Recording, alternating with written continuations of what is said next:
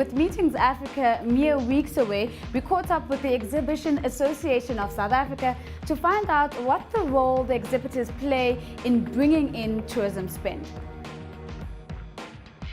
In just over a week, the conferencing industry will descend on the Sandton Convention Centre for Meetings Africa 2014. In recent years, the global meetings industry has started to recognise Africa as a sought-after destination. Meetings Africa showcases the continent's diverse service offerings and products and is a platform where African players partner to help transform the continent.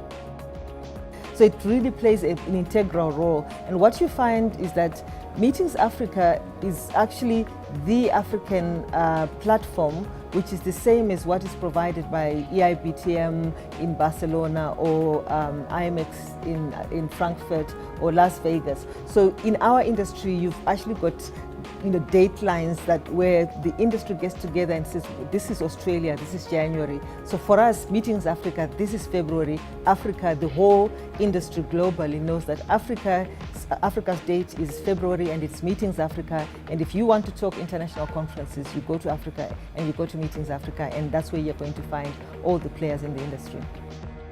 South Africa may be the gateway to business in Africa, but with the continent rapidly growing, this status is not guaranteed.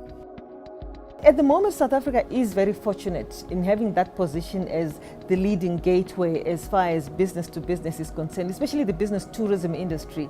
When we host an event here, whether it's a conference or an exhibition, you do get a higher attendance in terms of the Pan-African audience because it's easier to fly in. There's flies more than 50 flights a day, I believe, or sort of 50 airlines that come into the country. So it is easy for them to come to Johannesburg and participate in an exhibition and a conference. I think where the challenge and the opportunity is to ensure that we keep that platform and we keep that leading position, because obviously the rest of Africa is also growing, and we are benefiting from the rising Africa, which everybody talks about. But we want to rise with Africa, but also keep our leading position. So I think it's a two-edged sword where I'm saying I would like Africa to grow as a continent. At the same time, I would like South Africa to maintain its position as the leading gateway into the business tourism industry. But for now, South Africa is in pretty good standings, with the convention centre, for example, attracting high delegate numbers. At the Sandton Convention Centre, we host over 500,000 delegates per year. But it's a mix of exhibitions, conferences, weddings, you name it. But in terms of typical exhibitions, what you find is your typical exhibition, a successful exhibition, you're talking between 3,000 to 5,000 people per day visiting. So you can have exhibitions, we've had them exhibitions where you can, over a 4-day period, you get up to 20,000 people visiting. And that is considered quite successful. While technology is a key factor in convention planning, staying on trend is critical to attracting international business. There are other factors that are considered too. Obviously, the greening issue is very important, the sustainability issue. Are you keeping up with the trends? Because some exhibitors are quite sensitive about how are you putting your exhibition together. Are you making the most of the resources that you have? That is the one thing. But the other one is also in terms of the marketing. What is out there and what are the global trends that we can bring? I mean, for instance, we actually this year going to have the first dinosaur exhibition for 30 days, which we've never had in this country before. And that is a completely new industry, but that is sort of a themed type of industry, themed type of shows that have come through. So whereas before it was always about, let's buy and sell this sort of thing, there's almost the experiential, so you're talking to the new markets that's all about me and my family and what do we want to do. So we've got a 30-day exhibition that is going to be all about dinosaurs, and we're really actually absolutely excited about it, because that is the sort of the future that is happening. It's not just about the hardware and the software, it's also about the human element. And I think it shows this whole thing about the work-life balance, to actually say exhibitions are no longer just about work, they're also about life. And what are the lifestyles that are happening that we can bring into exhibitions?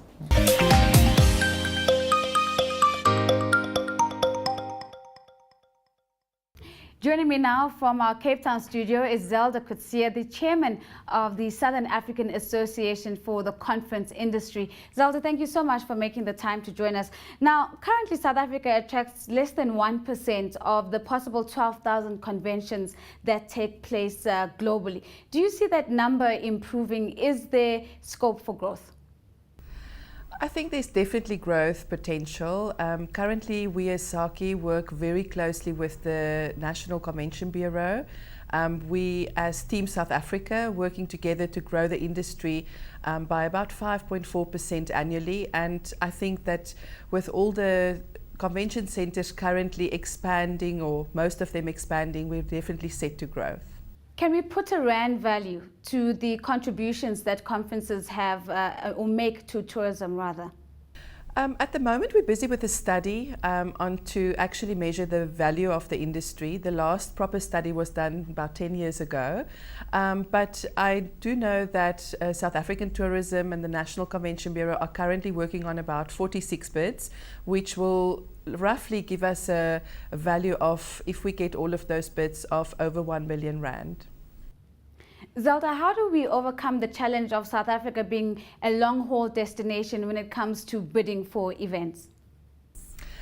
With long haul, I think there's two aspects here. The one is that with most of the regions where delegates come from, we're lucky to have them in the same time zone than us.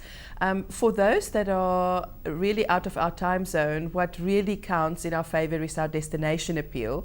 And for us, for delegates who can combine a holiday with a conference, it really makes sense. And with our cities currently having so many tourism accolades worldwide, it really is a big draw card. And with Cape Town being a world design capital and accolades like that, it really helps in boosting our destination appeal and for people who really want to come here and combine it with a conference. Zelda, South Africa is ranked 37th on the ICCA rankings. How are these rankings determined, firstly, but most importantly, is there scope for South Africa to see an improvement in those rankings? Okay, so the ICA rankings basically are measured. If you have a conference that attracts 50 international delegates, it rotates to more than 3 countries, then it gets measured. So there's a lot of conferences that actually do come to South Africa that do not make the grade for those statistics. But we are working very closely with the National Convention Bureau and also the regional convention bureaus to attract more conferences that meet those criteria so that we could actually improve our ICA ranking. But in the same time, I have to say that there's so much business in Africa, and I think that that is our biggest potential, that we could improve our rankings worldwide. Of course, our exchange rate has an impact on the number of tourism arrivals that we see into the country. To what extent does this also impact on our broader overall value proposition as a tourism destination? Absolutely. I think there's two sides to it. The one side, it's with the rand being so weak, it really makes it difficult for us to market at all the platforms where we really want to go. It's very expensive for us to market. But for the delegates coming here and for meeting planners and event organizers who host international events in South Africa, it really seems to be working in their favor and giving them good value for money, because services are much more affordable in our country than it would be in America, for instance. So we see this literally on a daily basis, where organizers really enjoy the favorable rand working in their favor. We're seeing a global shift towards using digital platforms in a bid to counter the actual cost of attending conferences and exhibitions. How does this impact on your business strategy? Okay, so again, with digital and internet, I think we see that a lot of delegates, especially ones who have to travel far, do opt in for following a streaming of the conference. But what we do find is that there's definitely a decline in the number of delegates participating in conferences, but then again there's an increase in regional conferences. So you might have a decline in seeing conferences coming from all over the world, but then in Africa and our own region, Sub-Saharan Africa, and you see an increase in meetings. And I think therefore it's very important for us to always look at accessibility of our cities for conference delegates, because that will encourage people to actually come and attend the conference in person.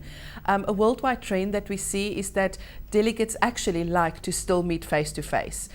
There's so much that the internet can bring us, and at the end of the day we find that most delegates like the interaction, the networking, the face to face. So I think for the short term it's not something that's going to hurt us too much, as long as we can keep the trend of regional meetings increasing. From an African perspective, although South Africa sits pretty as the #1 destination, other destinations like Kenya and Morocco are waking up to the value that conferences can give to their tourism numbers. To what extent is South Africa under threat in terms of these particular dynamics? And what's more important, is it a continental offering as against the competitiveness that we are likely to see between countries? I definitely think there's a huge opportunity for us. South Africa has been very lonely in our journey thus far, and we are suddenly finding ourselves opening up and partnering with other African countries who has got very, very good infrastructure for meetings and conferences, and I think it can only benefit us by selling the continent as a whole. And also we find that there's many South Africans consulting to other African cities who can share our success stories and who can share our samples of how we've done it right. And I think there's definitely, for us as SACI, we see a very strong growth in Africa. We want to establish offices and branches in our neighboring countries, and through that we hope to also create platforms for our members to actually do business in Africa.